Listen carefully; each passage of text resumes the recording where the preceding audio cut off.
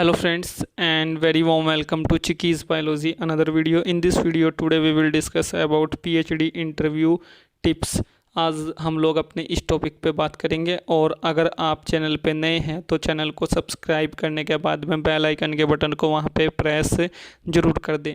Friends, कई सारे students ऐसे होते हैं वो बहुत सारे कॉम्पिटिटिव एंट्रेंस एग्ज़ाम्स क्वालिफाई कर लेते हैं विद गुड रैंक, बट वो इंटरव्यू में क्वालिफाई नहीं कर पाते, वो पीएचडी में फ़ाइनल सिलेक्शन नहीं ले पाते, एडमिशन नहीं ले पाते। और फ्रेंड्स, उनके सामने बहुत सारी प्रॉब्लम्स होती हैं, बहुत सारी वहाँ पे जो हैं दिक्कत परेशानियाँ वो फेस करते हैं जिनका उनके पास में एक अप्रोप्रिएट सॉल्यूशन नहीं होता। तो फ्रेंड्स, यहाँ पे कुछ टिप्स हैं और ये मेरा पर्सनल एक्सपीरियंस भी है। मैंने भी बहुत सारे रेपुटेटेड इंस्टीट्यूशंस में पीएचडी का इंटरव्यू दिया है, like IIT Bombay, IIT Kanpur, IIT Roorkee और एम्स ऋषिकेश। तो फ्रेंड्स, बहुत जगह पे मैंने इंटरव्यू दिया है पीएचडी के लिए। तो अगर आपने CSIR NET life sciences exam qualify किया है, GATE biotechnology GATE life sciences exam qualify किया है, DBT GRF क्वालिफाई किया है, या ICMR GRF एग्ज़ाम क्वालिफाई किया है, या अदर कोई पीएचडी के लिए कॉम्पिटिटिव एंट्रेंस एग्ज़ाम क्वालिफाई किया है, बट आप लोग इंटरव्यू क्रैक नहीं कर पा रहे हैं, फाइनल सिलेक्शन नहीं ले पा रहे हैं, फाइनल एडमिशन नहीं ले पा रहे हैं पीएचडी में, तो ये वीडियो आप लोगों के लिए एक मेजर और क्रूशल रोल प्ले करेगी। तो फ्रेंड्स, फर्स्ट जो यहाँ पे मेरा आप लोगों को एक सजेशन है वो ये है कि जब भी आप इंटरव्यू में जाएं तो पूरे कॉन्फिडेंस के साथ में जाएं और इंटरव्यू में कभी भी ईगो मत दिखाएं, क्योंकि जो आपका इंटरव्यू ले रहा है वो प्रोफेसर है और उसको आप लोगों से ज़्यादा एक्सपीरियंस है, उसको आप लोगों से ज़्यादा वहाँ पे पता है, आपको ये मान के चलना है। और अगर आपसे वहाँ पे कोई भी क्वेश्चन पूछा जाए तो उसका अगर आंसर आपको पता है तो वहाँ पे आंसर पॉइंट टू पॉइंट बताएं। अगर उसका आंसर आपको नहीं पता है तो गलत आंसर न दें, इससे बैड इंप्रेशन क्रिएट होगा। उसके लिए आप लोग जो है वहाँ पे सॉरी बोल दें कि सर मुझे नहीं पता है और मैं इसके बारे में नहीं जानता। और ओवर कॉन्फिडेंस वहाँ पे नहीं दिखाना है, सिर्फ कॉन्फिडेंस आपको दिखाना है जिससे कि आपका वहाँ पे एक बैड इम्प्रेशन क्रिएट न हो। उसके बाद जो आपने अपने मास्टर्स में थीसिस की है, जब आप अपना मास्टर कोर्स कर रहे थे उस थीसिस को आप एक बार अच्छे से ज़रूर पढ़ के जाएं, क्योंकि जो थीसिस वर्क आपने अपने मास्टर्स में किया है उसके बारे में वहाँ पे क्वेश्चंस पूछे जाते हैं और उसकी बेसिक अंडरस्टैंडिंग आप लोगों को होनी बहुत ज़रूरी है। और यहाँ से क्वेश्चंस जो है पूछे जा सकते हैं या जाते हैं। उसके बाद जो है यहाँ पे थर्ड जो पॉइंट है वो ये है कि जो भी आप लोगों का सब्जेक्ट इंटरेस्ट है उसको आप लोग बेझिझक वहाँ पे बताएं और उसको जो है आप वहाँ पे ज़रूर एक्सप्लेन करें।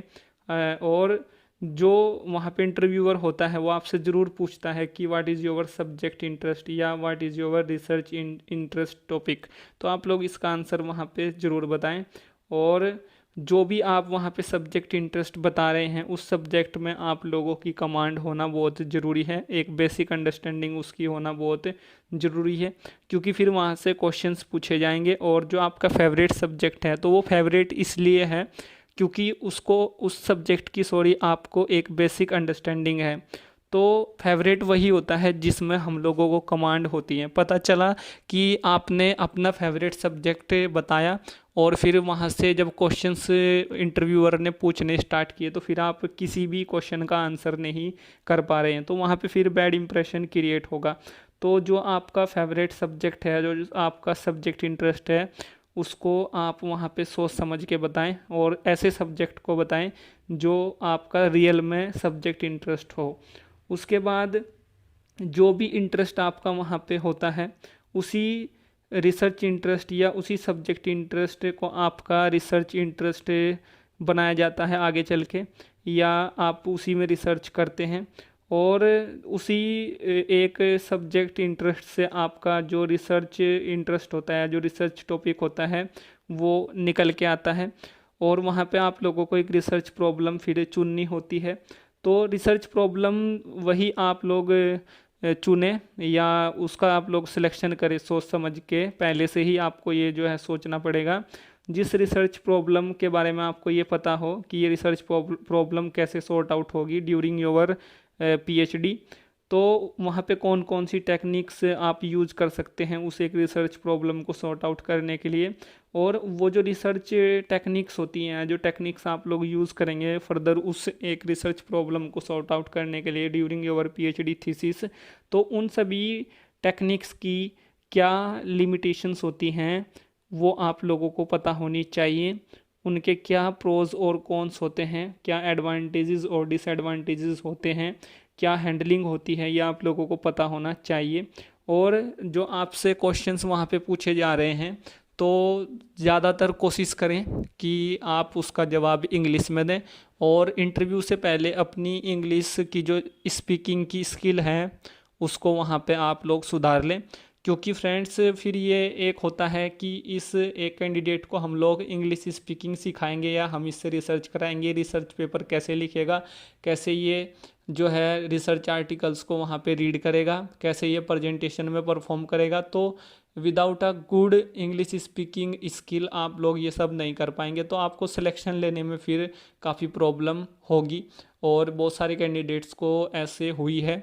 तो फ्रेंड्स आप लोग जो हैं इन सभी पॉइंट्स के साथ में ज़रूर डील करें, इन सभी टिप्स को आप लोग ज़रूर वहाँ पे अंडरस्टैंड करें, और इन सभी प्रॉब्लम्स का आपका जो एक यहाँ पे सॉल्यूशन है वो निकल जाएगा। So thank you friends, thank you for watching and do subscribe the channel for upcoming videos and latest updates. Thank you friends.